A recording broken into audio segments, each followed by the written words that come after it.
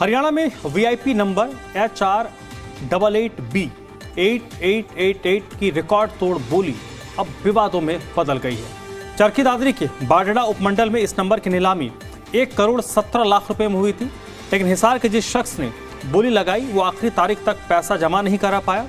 Transport विभाग ने उसकी 11,000 की सिक्योरिटी राशि जब्त कर लिया है। अब यह नंबर दोबारा नीलामी में आएगा। उधर परिवहन मंत्री अनिल विज ने पूरे मामले पर कड़ा रुख अख्तियार किया है।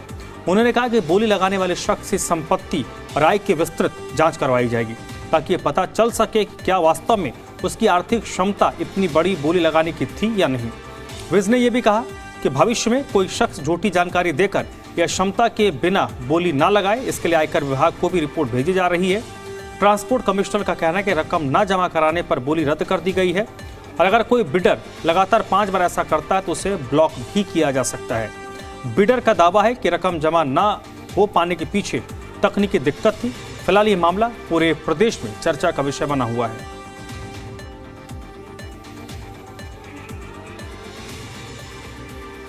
क्योंकि हमारे नंबर जो दिए जाते हैं ऑक्शन से दिए जाते हैं और लोग कोई भी ऑक्शन भरते हैं।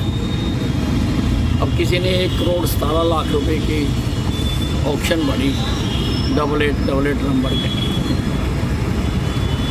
और अब उसने अपनी सिक्योरिटी फॉरफिट करवा कि नहीं ले। तो मैंने अपने डिपार्टमेंट को कहा है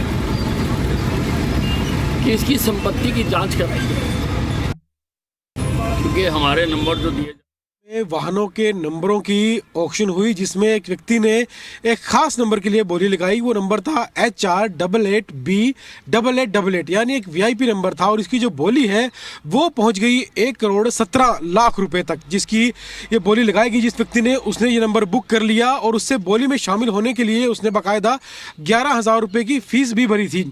लेकिन अब जो आखिरी तारीख थी इस बोली के लिए पैसे भरने की, फीस भरने की, तो उस व्यक्ति ने वो फीस नहीं भरी, जिससे उसकी जो बोली है वो रद्द हो गई और जिसकी द्वारा जो 11,000 रुपये भरे गए थे वो जब्त कर लिए गए विभाग की ओर से, क्योंकि ऐसे मामलों में विभाग जो है फीस जो भरी जाती है उसे वापस नहीं दी जाती है।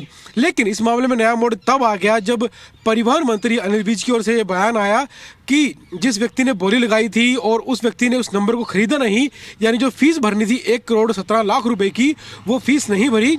अब उसके खिलाफ जो है विभागीय कार्रवाई की जाएगी।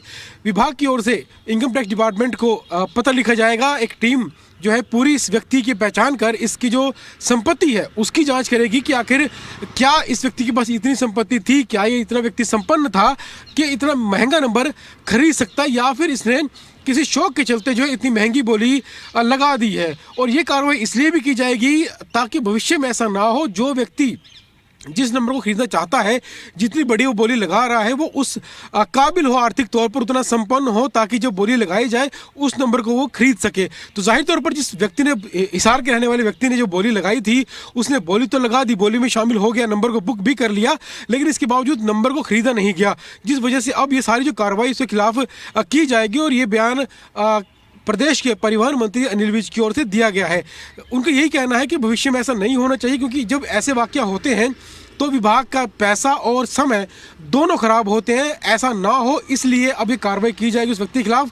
उसकी जो संपत्तियां हैं उसकी जांच की जाएगी, आखिर व्यक्ति कितना संपन्न है जो इसने इतनी बड़ी बोली लगाई। क्योंकि ये बोली लगाने के बाद जो है पूरे देश में इस बात की चर्चा हो गई थी और कहीं ना कहीं इस नंबर को देश में सबसे महंगा नंबर माना जाने लगा था। जो वाहनों के लिए नंबर लिए जाते हैं, इसकी ऑक्शन लगाई जाती है और कहीं ना कहीं महंगा था भी, क्योंकि 1,17,00,000 रुपए की बोली इस व्यक्ति की ये लगाई गई थी। और बाद में जब बोली लग जाती है तो कुछ दिन का समय दिया जाता है बोलीदाता को, जो बोली में नंबर को बुक करता है, ताकि वो समय रहते जो भी डेट दी जाती है उससे पहले पैसे जमा कराए और जो नंबर है उसको वो ले ले। लेकिन इस मामले में ऐसा नहीं हुआ। व्यक्ति ने बोली तो लगाई, फीस भी भरी, लेकिन उसके बाद जो अंतिम तारीख थी उस समय तक पैसे नहीं भरे, जिस वजह से ये जो बोली है वो रद्द हो गई और अब विभाग की ओर से इस व्यक्ति के खिलाफ कार्रवाई की जाएगी।